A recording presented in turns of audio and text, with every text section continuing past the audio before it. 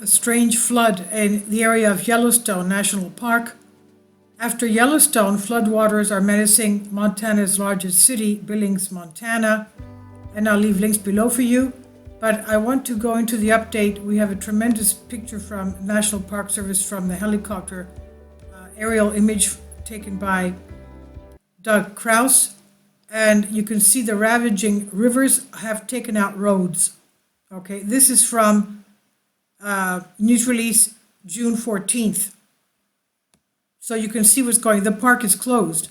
Update: northern portion of Yellowstone National Park likely to remain closed for a substantial length of time due to the severely damaged impacted infrastructure, meaning roads and everything else.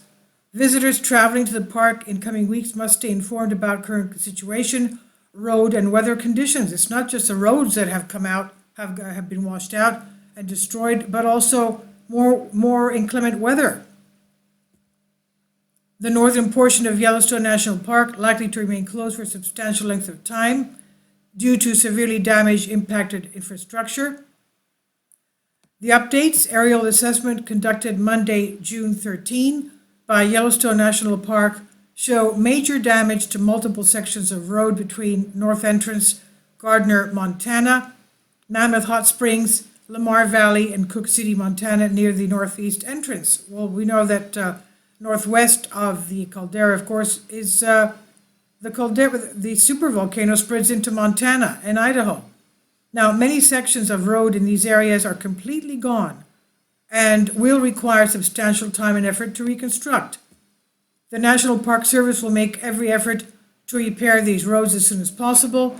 However, it's probable that road sections in northern Yellowstone will not reopen this season due to the time required for the repairs.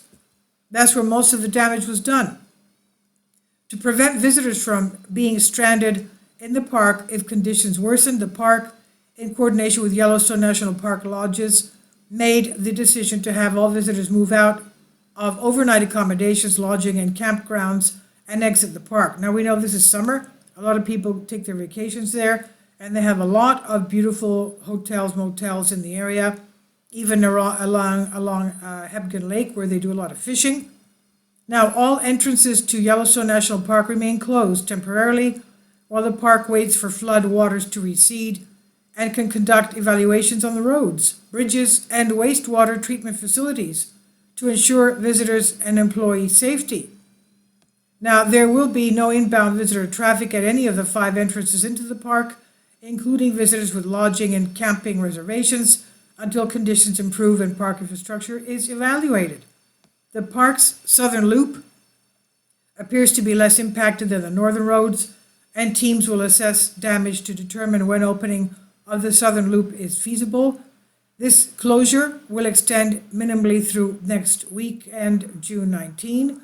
Due to the northern loop being unavailable for visitors, the park is analyzing how many visitors can safely visit the southern loop once it's safe to reopen.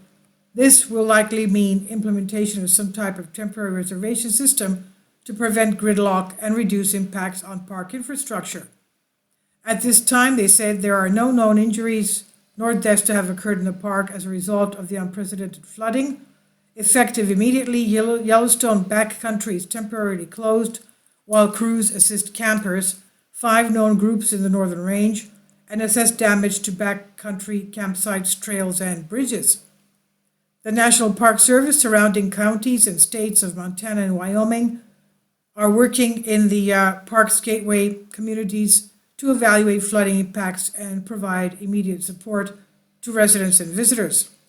Water levels are expected to recede today in the afternoon. However, additional flood events are possible through this coming weekend. Known damage at this time to some park roads include North Entrance, Gardner, Montana, to Mammoth Hot Springs, road washed out in multiple places, significant rock slides at Gardner Canyon. It's not just the river, it's also the rocks, the land, the weight of the water has caused creasing, a fracturing of the land. Now, Tower Junction to Northeast Entrance, segment of road washed out near Soda Butte picnic area, mudslides, downed trees. Tower Roosevelt to Canyon Junction, Dunraven Pass, mudslide on the road. Canyon Junction to Fishing Bridge, segment of road just south of Canyon Junction potentially compromised and closed for evaluation. The power continues to be out in multiple locations in the park.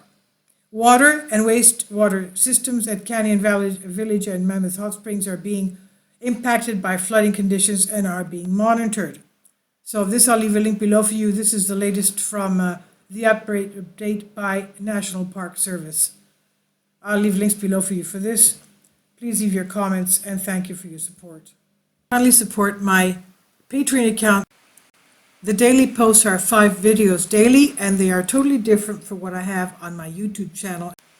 Thank you so much for your support and that you find all my content so interesting. You'll find the Patreon account details in the description box below.